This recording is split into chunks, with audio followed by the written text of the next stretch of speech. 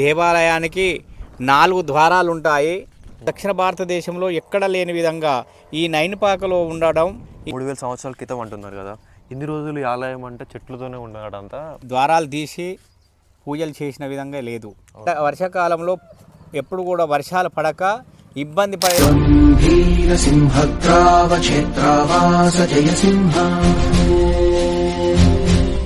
दैत्यान्त विद्युद्घात विच्छारोक्ष नरसिंह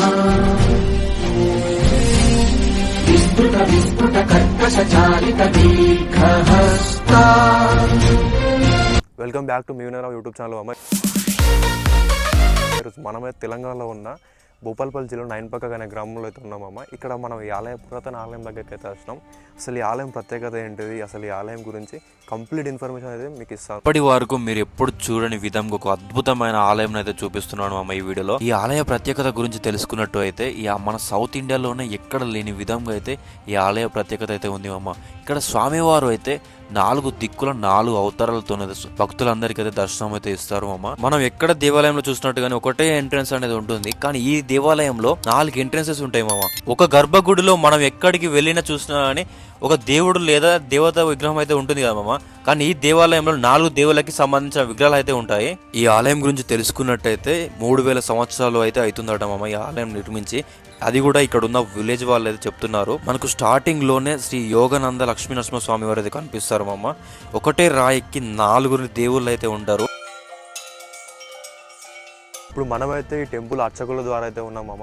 ఇప్పుడు మనం ఈ టెంపుల్ గురించి, ఇక్కడ ఉన్న అర్చకుల ద్వారా అయితే ఈ టెంపుల్ గురించి కంప్లీట్ ఇన్ఫర్మేషన్ అయితే తెలుసుకుంటాను. మీకు కూడా చెప్తా. ఇక్కడ అయ్యారు ఇది ఏర్పడి ఎన్ని సంవత్సరాలు అవుతుంది దాదాపు? నైన్పాక గ్రామం, చిట్యాల మండలం, జయశంకర్, భూపాలపల్లి జిల్లా. ఈ యొక్క భూపాలపల్లి జిల్లాలో అతి పురాతనమైన దేవాలయం, దాదాపు 3000 సంవత్సరాల క్రితం దేవాలయము. ద్వాపర యుగాంతం కలియుగ ప్రారంభంలో వెలిసినటువంటి దేవాలయము. ఈ దేవాలయానికి 4 ద్వారాలు ఉంటాయి. 4 ద్వారాలకు తూర్పు ద్వారంలో లక్ష్మీ నరసింహస్వామి, దక్షిణంన కాళింగమర్ధన వేణుగోపాల స్వామి, రుక్మిణి సత్యదేవి, పడమర లక్ష్మీనారాయణ స్వామి, ఉత్తరమున రాములవారు, సీతాదేవి, లక్ష్మణస్వామి, ఆంజనేయ స్వామి కొలువై ఉంటారు. అలాగే తూర్పు ఈశాన్యంలో మత్స్యంత్రం ఉంటుంది. ఇలాంటి దేవాలయం దక్షిణ భారతదేశంలో ఎక్కడ లేని విధంగా ఈ నైన్పాకలో ఉండడం ఈ నైన్పాక గ్రామస్తులు, ఈ భూపాలపల్లి జిల్లాకు సంబంధించి ఈ భక్తాదులందరూ చేసుకున్న పుణ్యంగా భావించి ఈ యొక్క దేవాలయం ఇక్కడ వెలవడం జరిగింది. ఈ దేవాలయానికి భక్తాదులు అధిక సంఖ్యలో పాల్గొని దేవాలయాన్ని దర్శించుకొని స్వామివారిని మీ యొక్క కోరికలు కోరుకొని ఈ కోరికలు నెరవేర్చుకోవాలని చెప్పి కోరుకుంటున్నాను. 3000 సంవత్సరాల క్రితం అంటున్నారు కదా. ఇన్ని రోజులు ఈ ఆలయం అంటే చెట్లతోనే ఉండడంతా పట్టించుకోలేని అంటున్నారు చాలామంది. ఈ దేవాలయం పూర్వం నుండి దాదాపుగా ఎన్నడూ కూడా ద్వారాలు తీసి పూజలు చేసిన విధంగా లేదు. ఎందుకంటే మాకు 2016లో ఈ దేవాలయం గ్రామస్తులందరి సహాయ సహకారాలతోటి ఈ యొక్క దేవాలయాన్ని పునఃప్రతిష్ఠ చేసి ఆ రోజు నుండి రోజు ప్రతి నిత్యం ధూపదీప నైవేద్యాలతోటి ఈ దేవాలయం వెలుగులోకి వచ్చింది. ఓకే. ఈ ఆలయంని అది ఇక్కడ స్వామివారి పాదాలు కూడా ఉన్నాయి అంటున్నారు. స్వామివారి పాదాలు అక్కడ ఉంటాయి. స్వామివారి పాదాలు ఆడున్నాయా? ఆ ప్రదేశంలో స్వామివారి పాదాలు కూడా ఉన్నాయి మామ. చూడండి ఒకసారి. మేము అది కూడా మీకు ఇప్పుడు కంప్లీట్ చూపిస్తాను. అంతేకాకుండా అక్కడ స్వామివారి పాదాలు ఉంటాయి. వర్ణపాయస పర్వతం ఉంటుంది. వర్ణపాయస పర్వతం.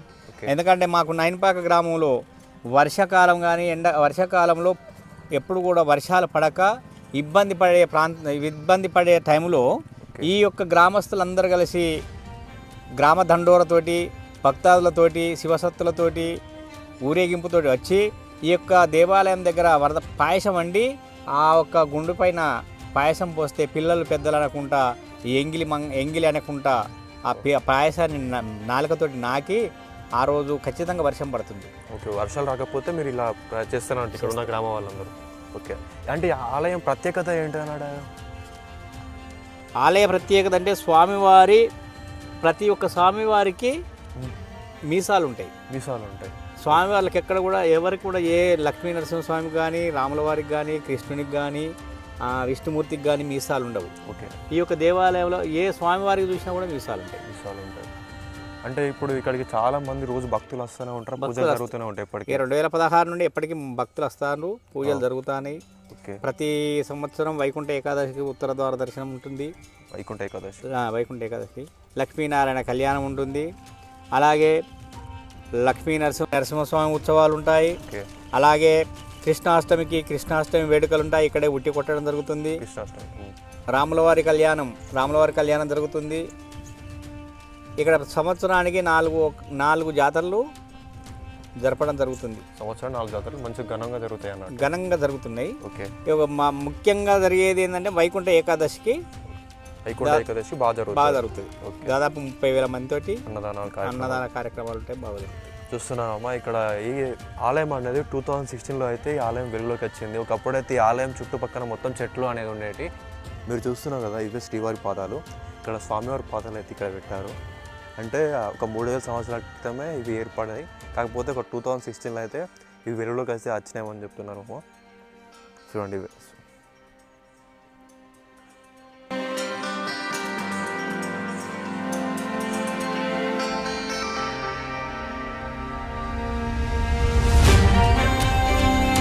మీరు చూస్తున్నారు కదా, ఇదే సప్పాద్రి వర్ణ పర్వతం. ఇలాంటి పురాతన టెంపుల్స్ ఇంకా మీ చుట్టుపక్కల కూడా ఏమైనా ఉంటే తప్పకుండా కామెంట్ చేయండి. ఇలాంటి మరెన్నో వీడియోస్ కోసం మన యూట్యూబ్ ఛానల్ తప్పకుండా సబ్స్క్రైబ్ చేయండి, లైక్ చేయండి, షేర్ చేయండి మామ.